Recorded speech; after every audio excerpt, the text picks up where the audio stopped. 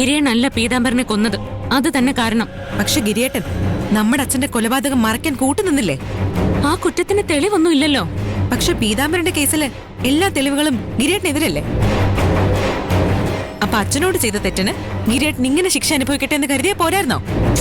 നിയമം പാലിക്കേണ്ടത് അങ്ങനെയല്ല. ചേച്ചിക്ക് എപ്പോഴും പറയാൻ ഓരോ ന്യായങ്ങളുണ്ടാവും.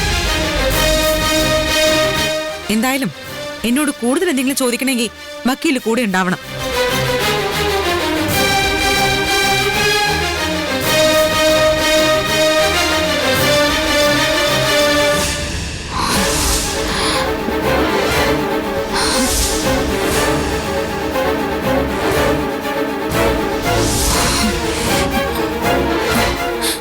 എന്തുണ്ട്? എനിക്ക് തല കറങ്ങുന്ന പോലെ. കുറച്ച് വെള്ളം തരുമോ? ചേച്ചി ചേച്ചി ഇവിടെ ഇരിക്കെ.